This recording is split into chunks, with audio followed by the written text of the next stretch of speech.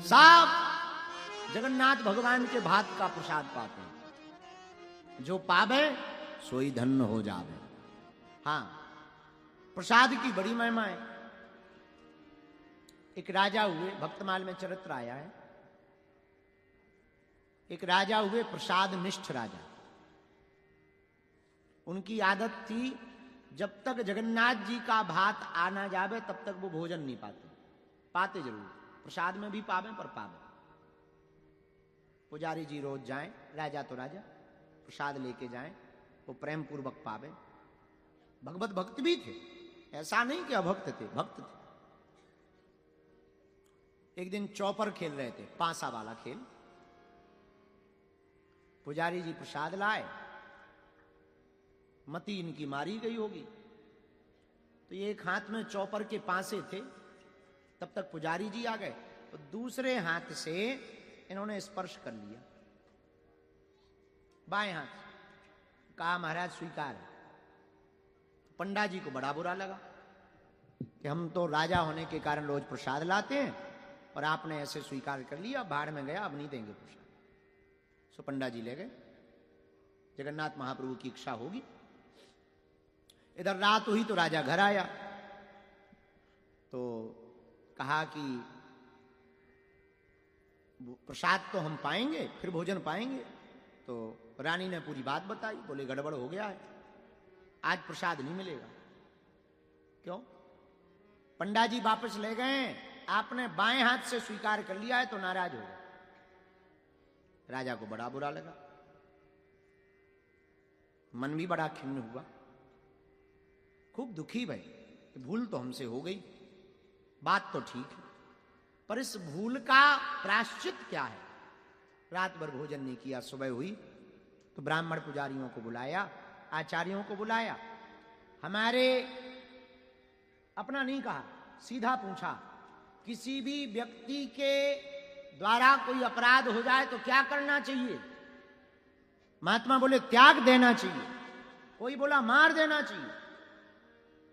राजा बोले किसी व्यक्ति के किसी अंग से अपराध हो जाए तो क्या करना चाहिए?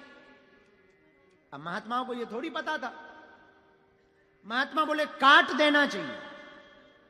राजा बोले ठीक है। अब कुछ बोले नहीं, बोले यही बढ़िया उपाय है। बात भी सही है। प्रतिकूलस्य वर्जनम। भगवान शंकर का जब विवाह हुआ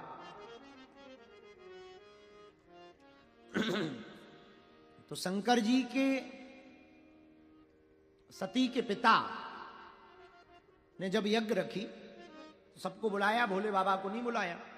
देवता सब गए, महात्मा भी गए, भृगु जी भी गए, सब महात्मा गए। पूषा देवता गए, भृगु देवता गए। भगवान शंकर के जब गण आए, दंड दिया तो सती के पिता का तो सिर काटा, लेकिन देवताओं को भी दंड दिया। भृगु जी अपनी खूब दाढ़ी हिलाते थे, और भोले बाबा के यज्ञ में सम्मिलित हुए, भोले बाबा का अपमान हुआ तो वीरभद्र ने उनकी दाढ़ी ही उखाड़ दी।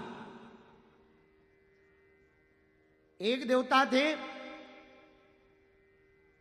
भग देवता की बड़ी बड़ी आंखें थी। जब सती जी आई तो नैन मटका मटका करके हंस रहे थे। जब वीरभद्र जी आए तो उनकी आंखें निकाली। एक देवता थे पूषा देवता, खूब दांत दिखा दिखा करके हंस रहे थे। वीरभद्र जी आए तो 32 दांत फोड़ दिए। सबको दंड मिला, पर अंगों को दंड मिला। इसी प्रकार साधुओं ने राजा को कहा, प्रतिकूलस्य वर्जनम। जिस अंग ने भगवान का अपराध किया उसको दंड दो। अच्छा, अब अपना हाथ तो काटा नहीं जा सकता, बड़ा कठिन है। कह सकते हैं, कई आदमी हमें मिलते, बोले हम आपके लिए मर जाएंगे। उनसे कह दो भैया तो उंगलियां ही काट के भेज दें, तो बड़ा कठिन है। कहना सरल है, कहना सरल है। हाँ, कुछ हटीले लोग होते हैं, ऐसा भी नहीं, कुछ पागल लोग होते हैं हटीले, पर ज्यादातर। एक आदमी हमें मिला कि हम आपके लिए, हिंदू के लिए खून पसीना बहा देंगे।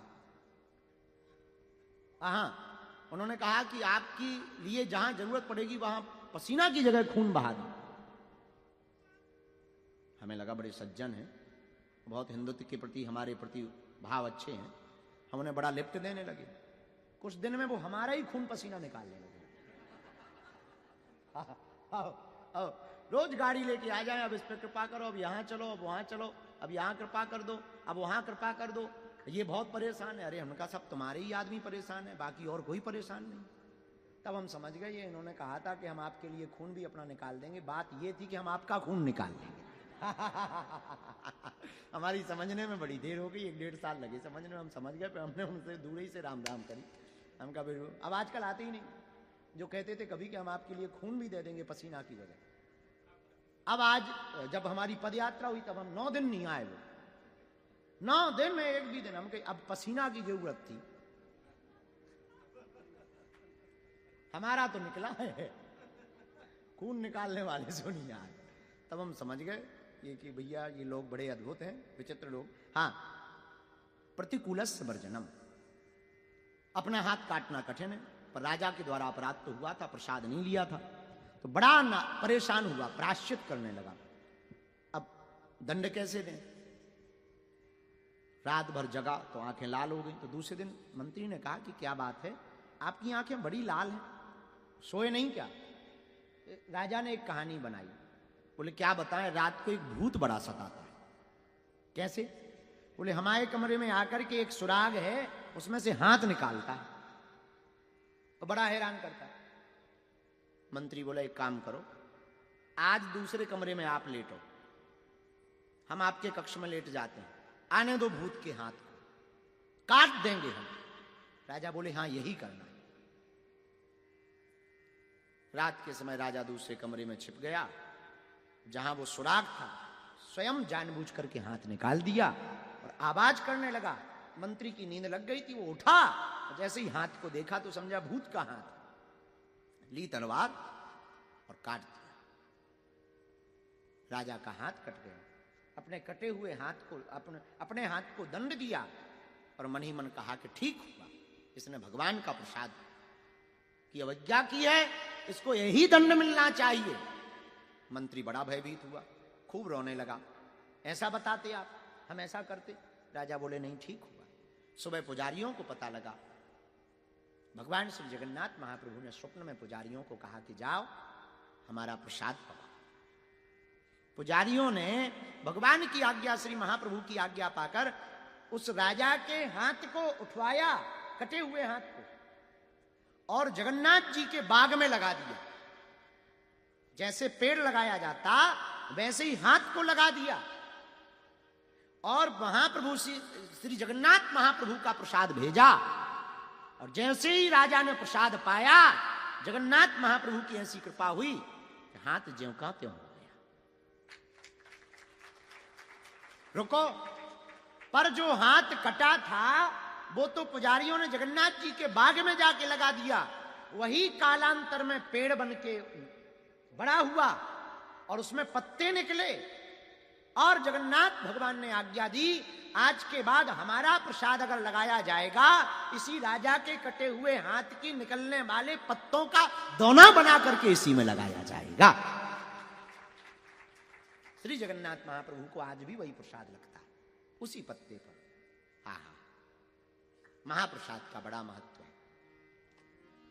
किनका किनका, तिनका तिनका, साक्षात स्वयं जगन्नाथ महाप्रभु ही अंदर जाते, कोई साधारण नहीं है।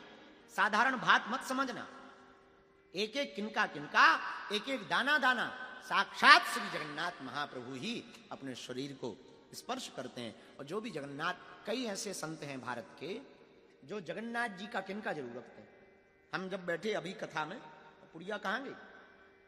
हाँ, हम जब अभी कथा में बैठे तो आपने देखा उन्होंने बैठते ही पाया। हम जब बाहर गए दरवाजे पे तो एक माता जी खूब रो रही थी, तो हमने कहा काय को रो रही? आगे तक गए, गेट तो लगा था पर जाली थी, तो बोली हम आपके लिए महाप्रसाद लाए। सच बताएं, कल से हम आए हैं पर महाप्रसाद नहीं मिला था। आपने तो दिया था पर पा नहीं पाया, पर उनका भाग्य में लिखा था, तो हमने तो तुरंत आकर के सबसे पहले कथा में बैठे, बल्कि कथा में कुछ पाया नहीं जा सकता, ऐसा लगने लगता कि जूठन हो जाता है, पर महाप्रसाद में कोई जूठन नहीं होता। तो तो हमने लगा कि अपराध ना हो गए, सबसे पहले हमने महाप्रसाद पाया, फिर कथा की। और यही प्रार्थना पाते पाते की, ठाकुर जी हमने आज तक तुम्हारी महिमा की कथा नहीं गाई है, अब तुम ही भीतर जाओ, अपनी कथा खुद करवाओ। तो हम तो पहली बार गा रहे हैं जगन्नाथ महाप्रभु की है चरतामृतम को, महाप्रभु चरतामृतम कह दें, तो हम तो पहली बार गा रहे हैं, हमसे तो बनती नहीं। और महाप्रसाद आपका ही स्वरूप है, तो ये भीतर जाएगा, अपने आप बोलेगा। अब जो बोलेगा सो वही सुनिए।